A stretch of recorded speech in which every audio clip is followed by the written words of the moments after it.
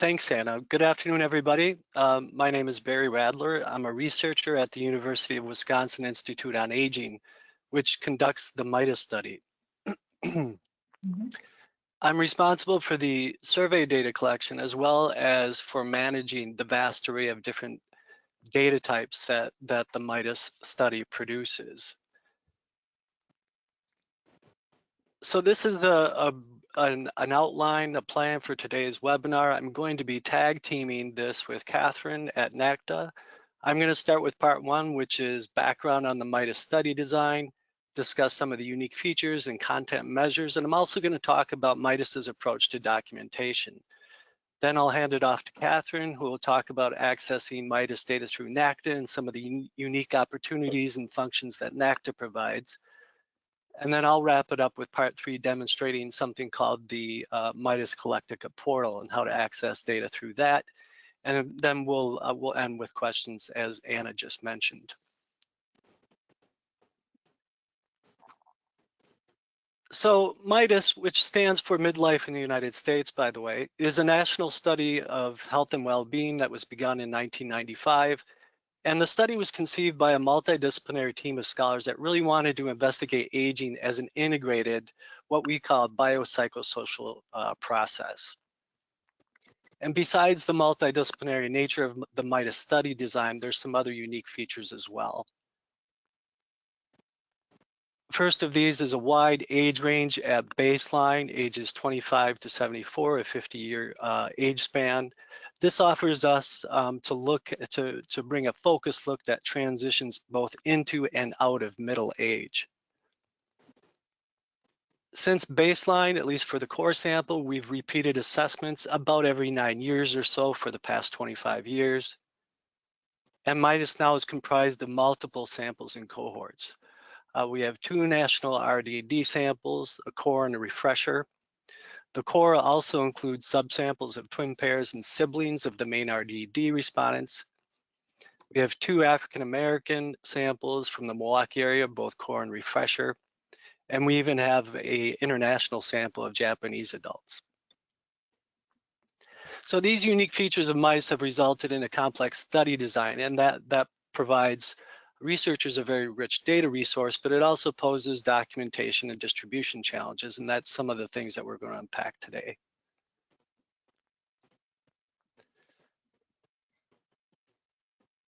Now this is some, well, I got one more here. This slide is a little bit busy, but it kind of unpacks some of these features a bit more, especially the multidisciplinary character of MIDUS. The graphic really draws attention to the major conceptual and content areas of the MIDUS study. Now, these smaller boxes on the periphery, psychosocial factors, socio-demographic factors, life challenges, health behaviors, and markers of health and illness, those have largely and traditionally been the purview of survey assessments. This large box in the middle represents neurobiological mechanisms that are the domain of laboratory-based assessments. And what MIDUS does is bring the survey measures and the lab measures together. The survey provides more population-level context and profiles of the more micro-level lab assessments.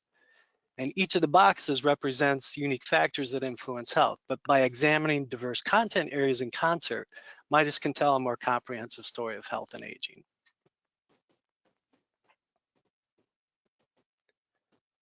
This multidisciplinary approach requires distinct research protocols for each area. And in MIDUS, these efforts have been realized with a multi-project design. This graphic represents the 5 main projects. Starting at the very top, the top box at the top of your screen, Project 1, which is the survey project, that's the main research activity of MIDUS. It's the hub around which the other projects are organized, fielded, and scheduled. Each MIDUS respondent must first complete the survey, and then they become eligible for the other projects. Project 2, which is headquartered at Penn State, is the daily diary study. It's an 8-day diary study of daily experiences that we obtain through phone interviews. We even gather 4 days worth of salivary cortisol in this project, it's an important stress hormone. Project 3, which is headquartered at Brandeis, is the cognitive project. It's a unique phone-based cognitive assessment that allows us to get cognitive measures on a very large national sample via the phone. Project 4 is the biomarker project, and that's actually headquartered at 3 different clinical research units across the country. In this project, we actually have respondents travel to each of these clinical research units for a 2-day hospital visit. And that protocol entails a variety of clinical, medical, self-report, and experimental data collection. Project 5, which is based at UW-Madison, is the affective neuroscience project, and it's concerned with how the brain experiences and processes emotions. Project 5 obtains measures of brain structure as well as functioning. Now, this is another relatively busy slide, but it packs a lot of information into it. It also illustrates 2 of the other unique features besides the multidisciplinary of nature. So the horizontal axes here represent the timeline of data collection over the years, starting with baseline in 1995. Each of the colored bars represents a different data collection project at each wave, and the length of the bars indicates the length of the fielding period. So you can see that from start to finish, any one wave comprises data collection that occurs over a number of years. You can also see here the different samples and different ways of data collection. Starting with the core longitudinal sample at the top of the graph, MIDUS 1, MIDUS 2, and MIDUS 3. The refresher sample, which we introduced around 2012, as well as the Japanese sample. Now, each of these bars represents a data set, and each of which is designed to be combined or integrated with others. So this timeline summarizes MIDUS's unique features, including the expansion of the study to include multiple samples and multiple projects collecting data over an extended period of time. If you find this graphic useful or the previous graphics, these are all available, by the way, for download off the MIDUS website.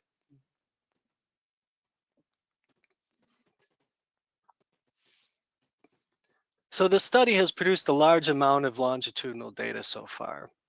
We have 23 primary data sets of very different subject material that are available to the public. These contain over 31,000 variables on 13,000 participants. We also have a variety of ancillary data sets, such as text responses, disposition codes, and for instance, mortality data as well. As the previous slide showed, we're currently collecting some Wave 3 data, and you may have noticed we've introduced a genetic expression project at Wave 3 as well. And furthermore, we hope to get some funding to begin another round of data collection on the core and refresher samples in the next few years. And the whole point of my saying this is that the study is growing, so you can anticipate that these data sets will increase as well.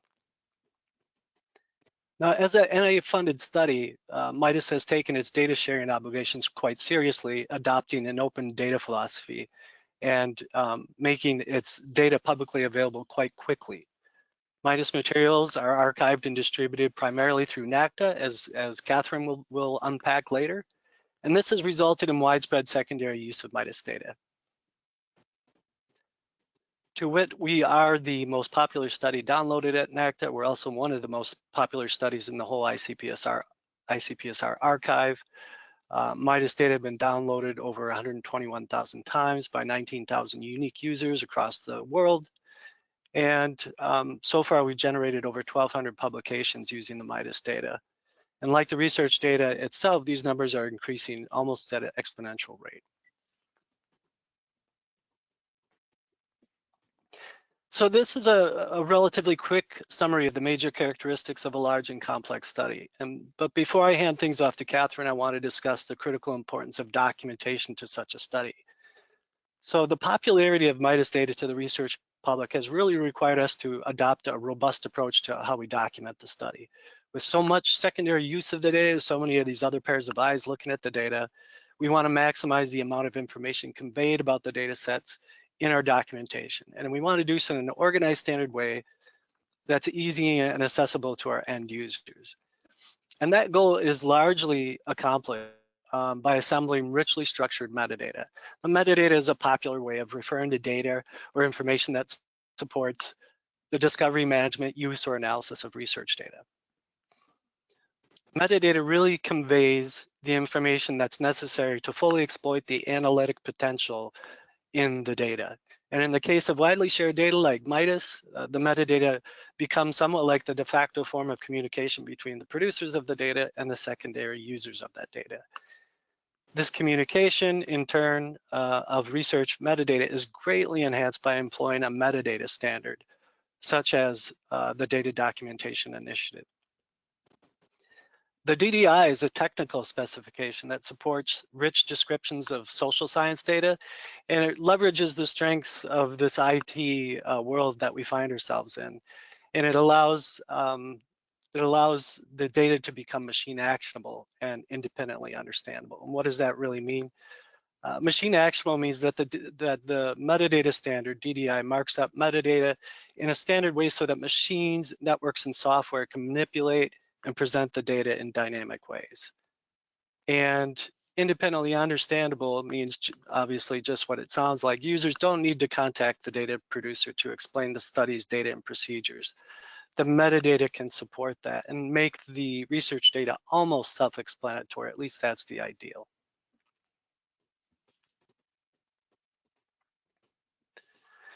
So DDI was conceived and developed at ICPSR, the home of NACDA, so it really made sense for MIDUS to adopt it.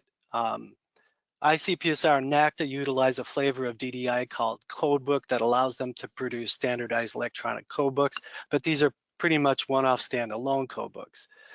MIDUS has been producing DDI-based documentation for over 10 years, and this is really because we're a smaller organization than ICPSR, we've been able to more quickly explore and adapt to new developments in DDI.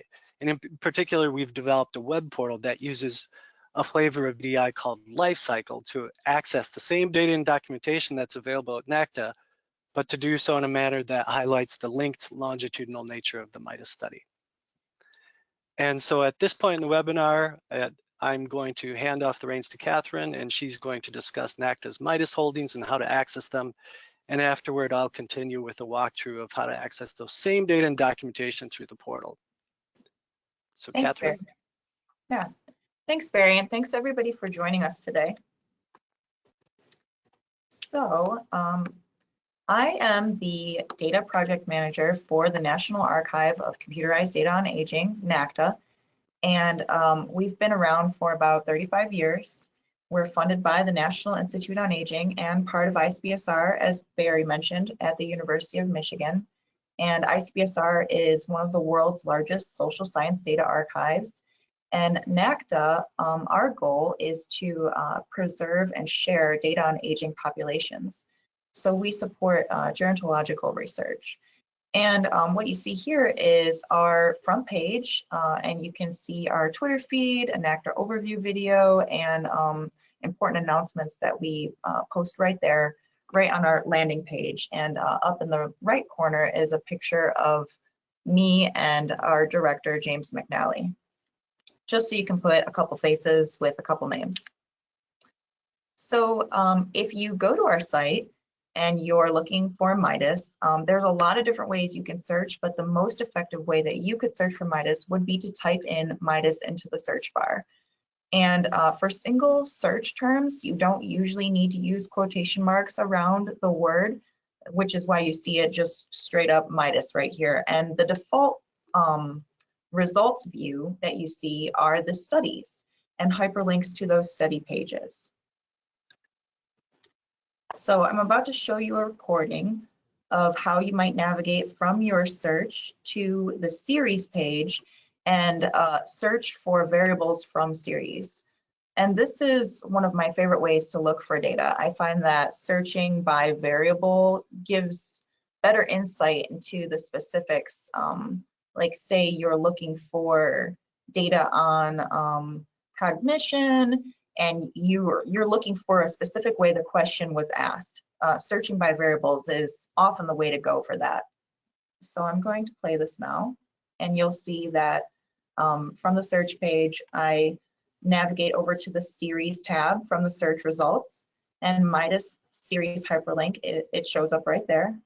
So you click on it, and the series page has a description of MIDUS, and it shows all of the study page hyperlinks, and there are 25 that NACDA houses.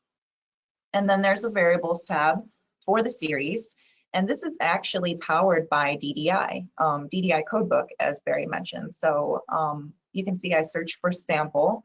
Users often want to know how can they tell which MIDUS cohorts have been included in which MIDUS studies. So you can see that the variable results page shows the same sample variable across many different MIDUS studies. This is really important because MIDUS does a really great job of maintaining consistency across the different studies. So the next recording I'm going to show you is what happens when you click on any of these variable hyperlinks. So you can see I go to the first one, which is part of MIDUS 1. And if you forget which one it's a part of, you can see that at the top of the page, it says the MIDUS series and MIDUS 1. And you see the unweighted frequencies for that sample variable. And then I scroll down and I go to the MIDUS 2 biomarker sample variable. And you can see that different cohorts are reflected in the biomarker study. Okay. So thinking back on the default view for searching, say you are on the search page and you click on one of those study links. This navigating the study page, there's just a ton of information, a ton of hyperlinks. And what you want to keep in mind is that you want to search across the At a Glance tab and the other tabs on the study page, as well as scrolling down and clicking. So from the At a Glance page, you can see the summary, you can find out some sampling information and whatnot. If you click on the Data and Documentation tab, this is where you might see different pieces that make up a whole collection. So for MIDUS 1, we have the main siblings and twin data set, twin screener data, coded text data, merged data with weights for SDA only, and then study level files. And study level files are any files that might pertain to all of the data sets within a collection. You have a variables tab, and this tab, again, powered by DDI, shows the variables right on the site from a specific study. And this is, again, a close-up of what you see when you click on the variable hyperlinks. Data-related publications tab, you can see that for MIDUS 1, we have nearly 600 related publications linked to this single study. And then the export metadata tab. And this is if you would like to get a file of the information on the study page. There are different formats that you can export it in. So again, when you're on the study page, make sure to scroll through, and in the At a Glance tab, this is where you'll find the citation and that easy DOI that you can just copy for citing that you use the data. You can find out methodology information, version history, and then the analysis information tab is where you'll find general information about weights. So if you're ever looking to find out if a study has the weights you need, go to the analysis information tab. Okay, so going to the data and documentation tab from the study page, this is where you can preview and download documentation about the study without even signing in. And you can preview the documentation by clicking on the little eyeball button next to the data set that the documentation might be linked to. And then say you're ready to download data. There's a couple different ways you can download data. The first way that you might see is up to the left above the At a Glance tab. And if you click on this button, this is where you can download all of the documentation or all of the data files in a specific format, such as you're using Stata and you want all of the files, but only in Stata. The other way to download is these download buttons to the right of the dataset names. This is where you can download single files or just multiple files, but part of the same dataset, or various files across various datasets. When you're ready to download, you need to be logged into your MyData account. And if you don't have a MyData account, you do need to register. It's very easy to complete the registration. We only collect name, email, institution. We never spam you or sell your data. And you can, as you can see, you can log in using other credentials. When you download, you might wonder, why does it come in a zipped package? It comes in a zipped package because we need to support internal infrastructure. Single and multi-data set studies, they have to kind of operate in a similar way in our systems. But the other big reason is for metadata reasons. Say you were allowed to download a data set and you didn't get any documentation with it, and maybe you download 5 other data sets. You may not remember which data sets are which if they didn't come with the metadata necessary for using those studies and those data. So we just want to make sure that users get the complete package and have everything they need. So for MIDUS, the series, most of the studies in the series are public use data. There are 3 that are restricted currently, and they have to do with the Milwaukee African American samples from MIDUS 2, MIDUS 3, and the refresher. And you can see that a study is restricted because there's this red message to the right of the summary, and it says that this collection is restricted. And also, if you're searching from the main page, there are filters, and you can filter by public data only or restricted data only. So say you don't see the message on the search page and you see this access restricted data button. If you click on that, this icon box appears, and it guides you to the use agreement. And the use agreement is really the key to accessing the data. You have to complete a use agreement.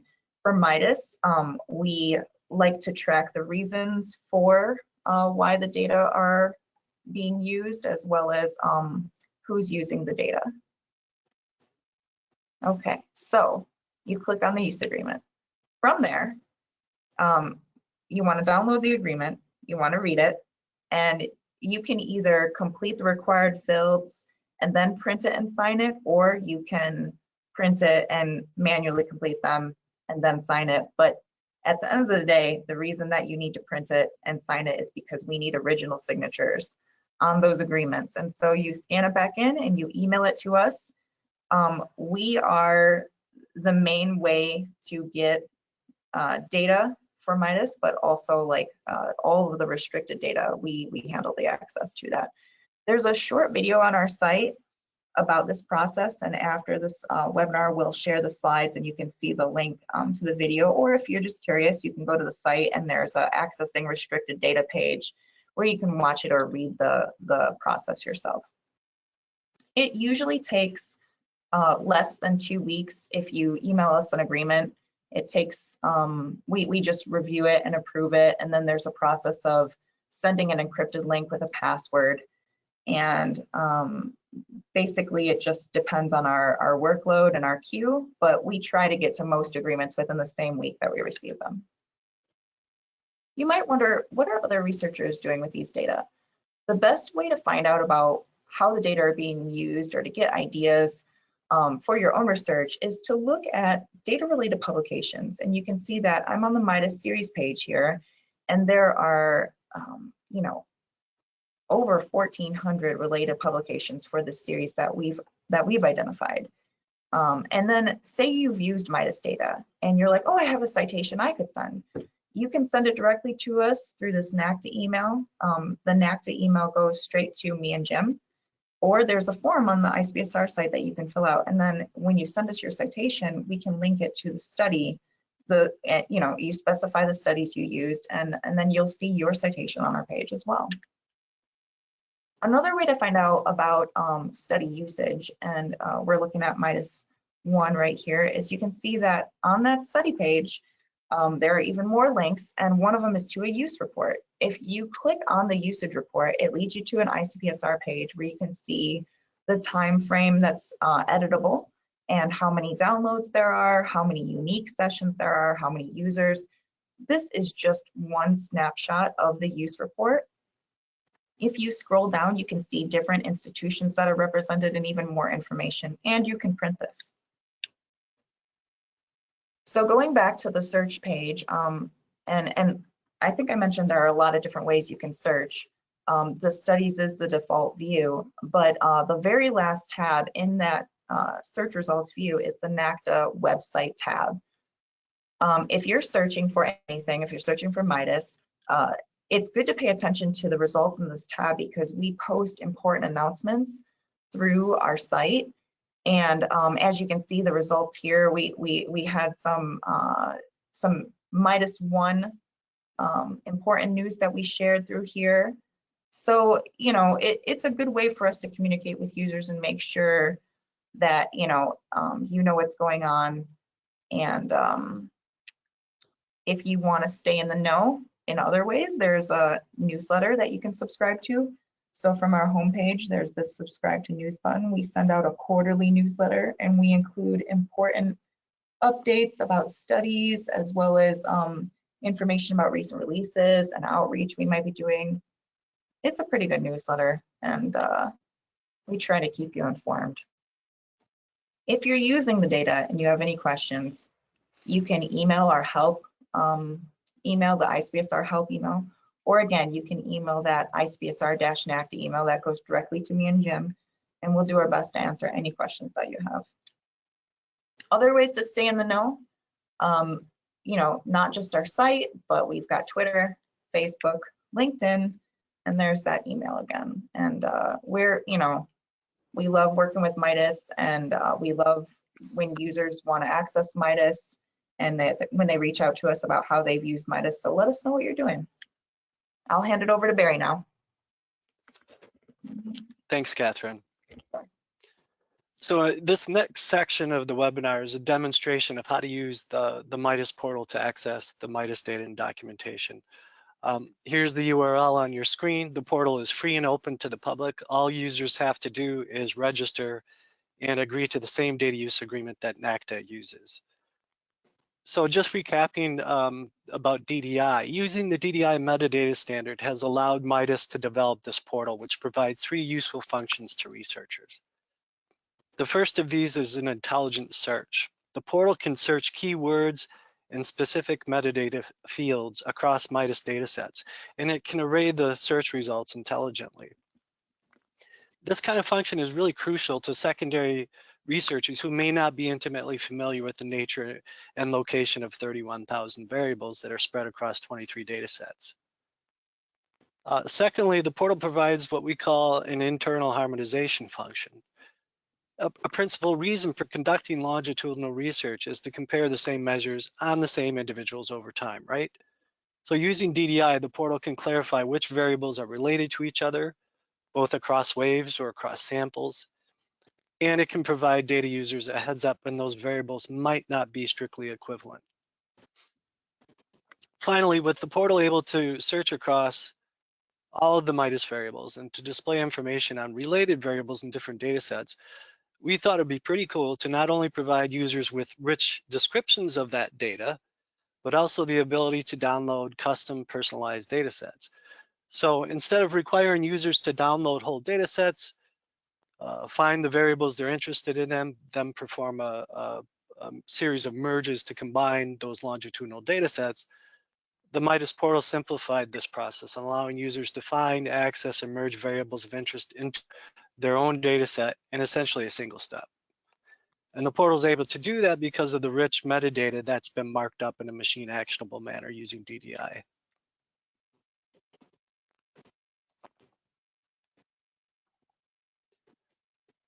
So these next few slides are actually screenshots from the portal that I hope to demonstrate each of these 3 benefits. This is actually the home page, the landing page for the MIDUS portal. There's a brief introduction about how to use the portal, and then there's entries for each individual MIDUS project. And within each of these projects, the users can access all of the study instruments, reports, and other documentation files such as README. By the way, these are links directly to the NACDA materials. User can browse variables in the online codebook. They can download the full data set from NACDA or download a PDF of the codebook for the full data set. And I'm going to reiterate this idea that these are the same data and documentation that are available at NACDA. NACDA does a very good job of curating MIDUS and making study level metadata available. the purpose of the portal is to provide a value-added function that drills more deeply into the longitudinal nature of the individual variables.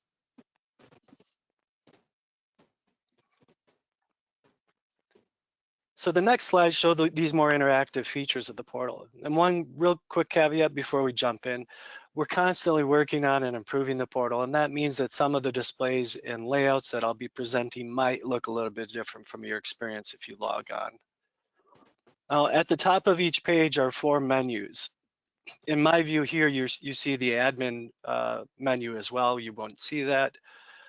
But starting with the search menu, because it's probably the easiest entree to the portal.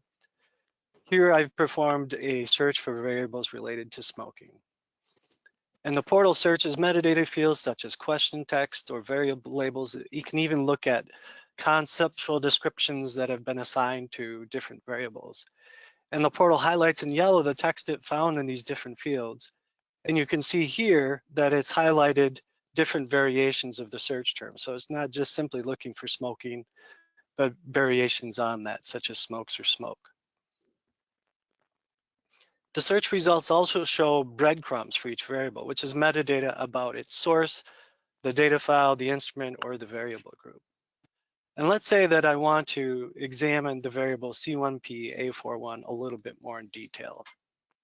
If I click on that, I can explore the full variable level metadata in detail, including the label, the literal question text, skip directions, the data set that it came from, harmonization information, which I'll unpack a little bit more later on, and some basic descriptive statistics as well. If I want to explore individual projects by topic, I can click on the Explore menu at the top and drill down into each of the 5 MIDUS projects. In this case, I want to look at survey variables related to a history of smoking. And in this view, I see a concordance table of relevant variables across 7 surveyed data sets. And the concordance table shows where equivalent versions exist, but just as importantly, where variables are absent. And in this view, I can click on any one of these variables and examine its own individual metadata. Or I can click on the concept, which is this text over here, and I'm going to click on who smoked - mother, which is whether a respondent's mother smoked or not. And I can see histograms of related variables across data sets. The portal also reminds me of potential differences among these variables. In this example, the comparability notes tell me this particular measure was introduced at later waves and it's absent from the baseline data set. So the visualization tool can be very useful for exploring longitudinal data and doing really quick on-the-fly comparisons across variables. The portal can also toggle what type of visualization to display depending on level of measurement. Here's an example of a continuous numeric variable, which is the age the respondent last smoked cigarettes. And if I click on this concept, a pop-up window appears showing box plots for each version of the variable across the 7 data sets up here. At the bottom of this pop-up, it also displays appropriate descriptive stats like mean, median, standard deviation, min-max, etc. for each of the related variables. And by the way, this graph might be something that I'm interested in sharing with a collaborator. All I have to do is copy the URL in this window and share it with them via email or text or wherever else you want. You can do that with any page in the portal.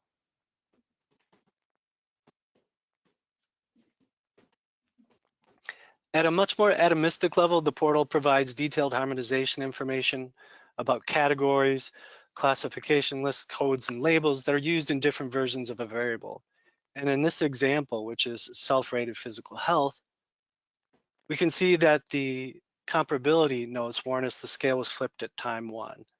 And the table below shows the codes and labels for each variable, and you can confirm that the baseline measure was indeed reverse coded.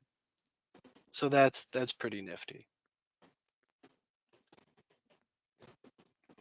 Here I've returned to the Explore view, and I'm looking at the smoking variables in the concordance table view again. And at any time that I see a shopping cart icon next to a variable or a concept, I can click it, turning the icon gold, which indicates the variable has been added to my variable basket. And if I click on the shopping cart icon next to age, the concept age smoked first cigarette, all the variables representing that concept across the 7 data sets over here are added to my basket. And you can see the basket menu at the top of the page. And you can do the same thing for individual variables throughout the portal. Just add them to your variable basket for eventual download.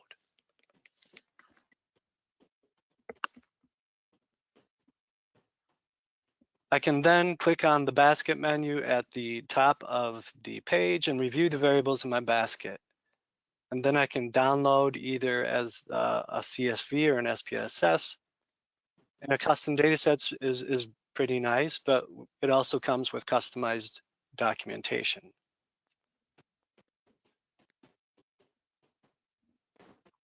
The top half of this slide just kind of shows the SPSS data set that I just downloaded in variable view.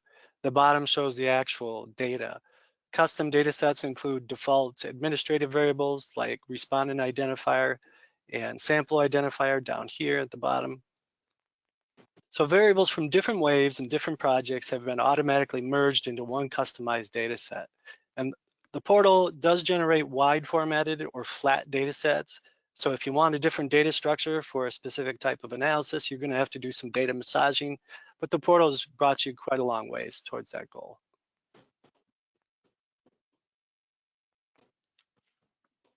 And finally, here's a screenshot of a code book that describes the variables in my custom data set. And it includes important information about versioning, provenance, harmonization, and other variable level metadata that aren't included in the data set. So a customized MIDUS data set that comes with a customized codebook.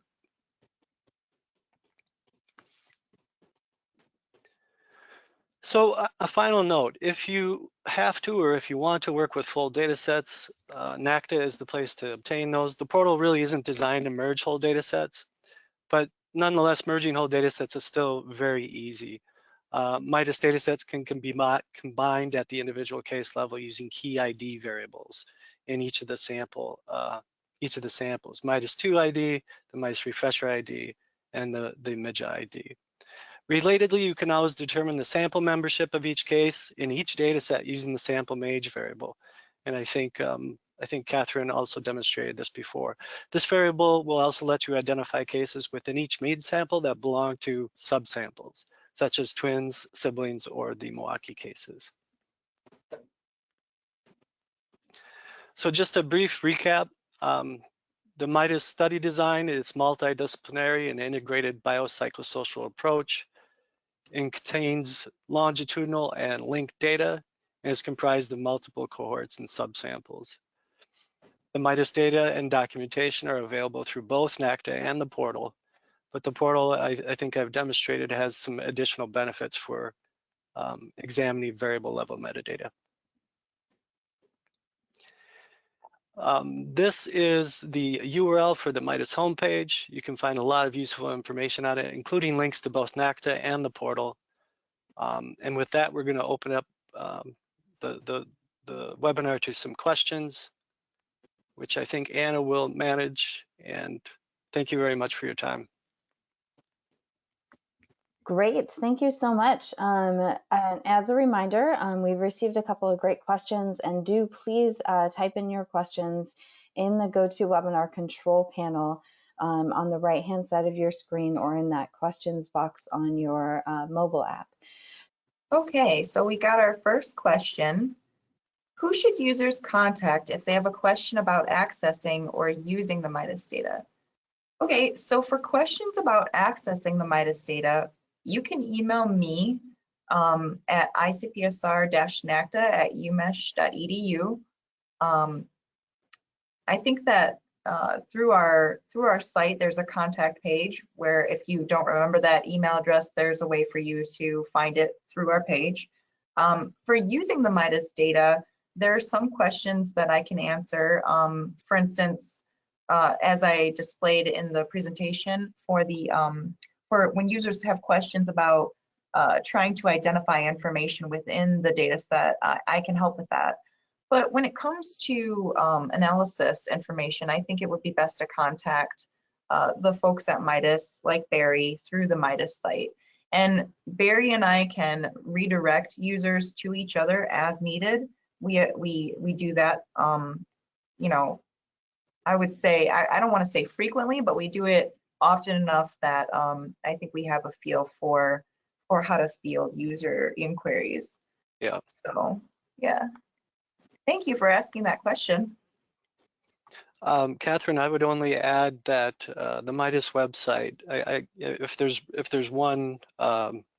one piece of information to take away from my bit, it'd be the URL for the MIDUS website, because it includes a MIDUS help desk link, so you can ask questions that come directly to me through there as well. Right.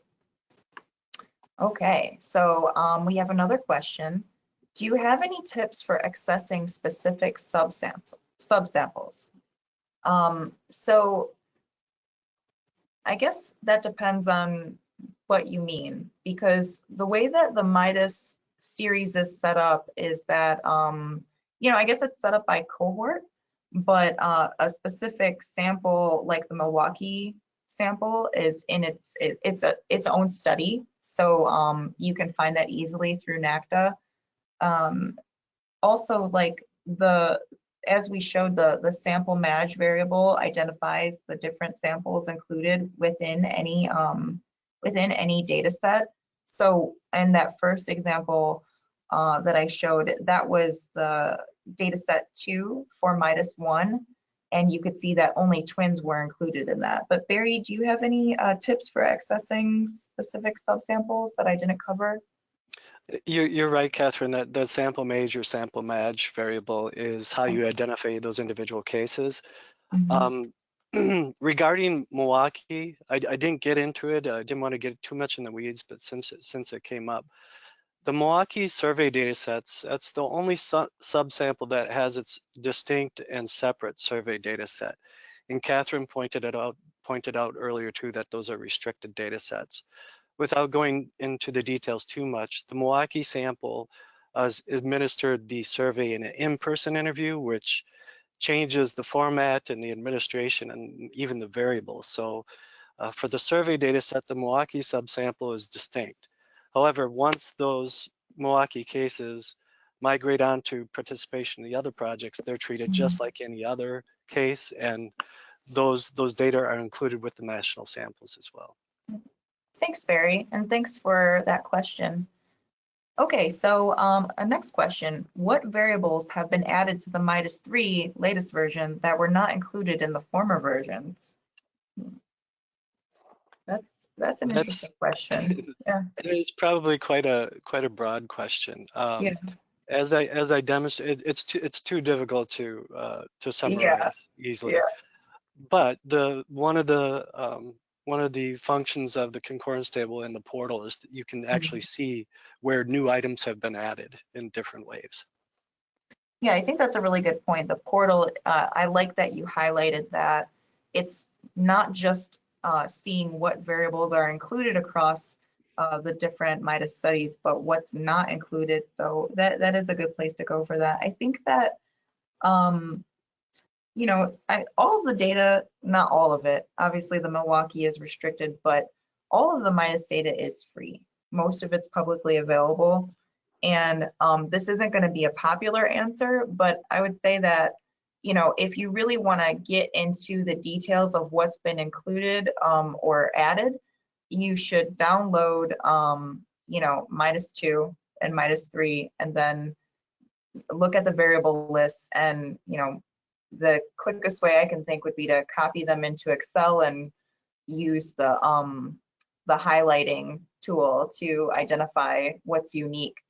But, you know, it's not something that I think going to the portal is the closest to comparing right on a site that you could do. You can kind of do that from ICPSR and NACDA, but not seeing across the way. It'd be more stacked. Okay, so we have another question. If I use SAS, NACDA provides a code for the missing data. Can I use the code for data sets from the MIDUS portal? So, so the question is, can a user use the same SAS code for data that's downloaded from the MIDUS portal? I think that, so for the MIDUS portal, if you're downloading specific variables and then you download the SAS code from NACDA, you would just need to make sure you edit the syntax files to make sure that it just includes the specific variables missing data, because you know, you don't want to offer SAS the chance to give you any errors for mentioning variables that aren't in the data that you're calling. So you would just need to edit the syntax, because the file names are going to be slightly different from what you download from NACDA and ICPSR versus the portal. So the syntax, edit the file name and edit to make sure that the variables you're downloading from the portal align with what's in the syntax. And that's correct, Catherine. The variable name should be identical. Yeah. We consciously made sure that we didn't have conflicting versions of the MIDUS data that are available at NACDA via the portal. We make sure that we sync those up. So obviously the programming is going to be different. The portal only allows CSV and SPSS downloads, but the variable metadata is going to be the same. Yeah. Okay. Another question. Has blood from the biomarker project been biobanked? And if so, can it be accessed to assay new biomarkers? Short answer, no. Okay. There are 3 more questions. Thanks so much, everybody, for your interest and your participation. This is great. Okay, so next question. I am interested in using these data and other data to look forward in time 20 to 40 years. We are working on some scenarios for what the Great Lakes region could look like and what the forcing functions could be affecting water quality. In particular, I'm interested in forward-looking pharmaceutical projection use could be, and its related effect on water quality. Can I derive such insights from this data set? Wow, that's really specific. That is quite, yeah, that is quite a, there's a lot in that question. I mean, so MIDUS, how many years of data do you think MIDUS 1, 2, and 3 reflect, Barry? I think it's 1995 through 2014. So I think it's about 19, 20 years, yeah. Okay. So longitudinally and with like a comparable amount of years for 20 years, it might be possible to do that. But and I guess drilling down into this, we'd have to think about what pharmaceutical information is included in MIDUS. But yes. the other thing I'm thinking of is that MIDUS, the public use data, we don't have any geographic information in it, correct? That's correct. Yes, yeah. That's correct. We have, because of deductive disclosure concerns and the fact that MIDUS contains, the MIDUS data contains so much information about these individuals, we've restricted any geographic information from being publicized. Right. Not to dwell too much on this question, because again, there's a lot to unpack there, but the MIDUS biomarkers data do include quite comprehensive data on medication use. Okay. So I guess the shorter answer will be, it may be possible. However, the user is probably going to have to really download the data and look into it. We can't really give a direct answer right now. Okay. Is there an estimated timeline for when Project 4 data will be added to MIDUS 3? We have to secure the funding first. We are actively engaged in making sure that the study continues. The data collection for that earliest is probably about 4 years off for MIDUS 4. Okay. Thanks, And Barry. as just to wrap that one up, Mhm. unlike say survey or any kind of other telephone or CAI mediated data collection, in-person biomarker data collection proceeds at a much slower pace. So it takes much longer to get that data, and it takes a long time to clean that data and make it documented and available to the public as well. Right. I mean, I take a kind of, I don't know, comfort in that, because I feel like with any kind of data related work, there's this thought that, you know, that we're like so far ahead with technology. And the reality is that we really need the human element to collect and to disseminate these data. So I think it's great. So we have another question. Do I need to submit a proposal for using the data? What if different people download the same data and answer a very similar, if not the same, research question? Well, you do not need a proposal for using the data. The majority of the MIDUS data is public use, which means it's available for direct download. The only thing you need is a MyData account. And I will also note that the MIDUS Collectica portal requires a separate registration. So for the restricted data, all you need to do is fill out the agreement, and then we review that, and we would let you know if we have any questions about your use of the data. Or we would you know, consult with Barry about that if we had questions as well. But your question of what if different people download the same data and answer a very similar, if not the same, research question, I think that this is the value of secondary data. It's that people have the opportunity to collaborate. If you look through the related publications and you see a researcher has asked a similar question or tried to answer a similar question as to what you're trying to answer, you could maybe reach out to them. Or maybe you don't want to collaborate with them and you want to see if you get different results. I think that there is no issue with people having similar answers or similar questions and getting different answers. But Barry, maybe you could speak to this a little bit. Catherine, I think you bring up a good point about the citation management functions of NACDA. I think that's a very good insight into, you know, trying to avoid duplicative work. Yeah. Thank you. Okay, so another question, this is the last question. Can I access daily cortisol data in MIDUS Refresher Daily Diary Study? Another short answer, yes. Okay, great. It's the last question. We end on a high note and a short answer.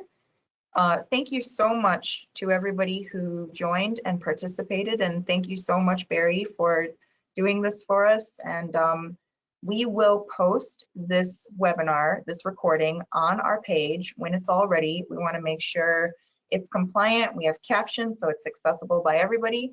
And again, thank you to everybody. Thank you to Anna for helping us set up this webinar, and happy researching. Thanks, everybody. Thank you.